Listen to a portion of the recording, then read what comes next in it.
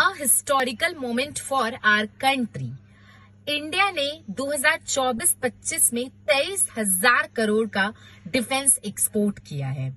इसका साफ मतलब है कि इंडिया अब खुद के देश के लिए सिर्फ वेपन्स नहीं बना रहा, बल्कि वर्ल्ड को इंडिया वेपन्स बेच रहा है। ब्रह्मोस मिसाइल आप बोल लो, आकाश एयर डिफेंस सिस्टम बोल लो, ड्रोन्स, रडार सिस्टम, 80+ कंट्री को इंडिया ये सारे वेपन्स सप्लाई कर रहा है। और इन सब के पीछे सिर्फ एक ही इंजन है जो काम कर रहा है, that is make in India initiative and private sector बूम्स। लेकिन ये डिफेंस एक्सपोर्ट की बात हम कॉमर्स स्टूडेंट क्यों करें?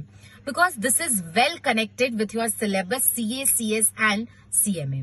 In CA we study about cost control, pricing, budgeting and audit. और जब भी डिफेंस एक्सपोर्ट होता है ये सारी चीजें उसमें वेल कनेक्टेड होती है, वेल कवर्ड होती है।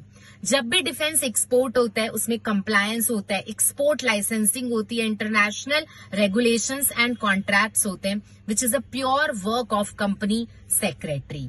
और डिफेंस एक्सपोर्ट के केस में बजट बहुत स्पेशल तरीके से तैयार किया जाता है, प्राइसिंग पे ध्यान रखा जाता है, फोरकास्टिंग पे ध्यान रखा जाता है and product life cycle management किया जाता है, which is a pure work of CMA। तो बिल्कुल डिफेंस एक्सपोर्ट हमारे लिए एक सिर्फ हेडलाइन नहीं है, it's a master class in economy, strategy, CA, CS and CMA।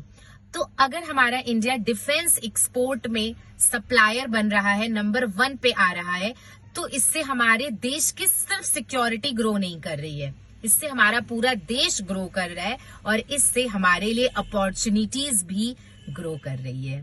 Thank you so much.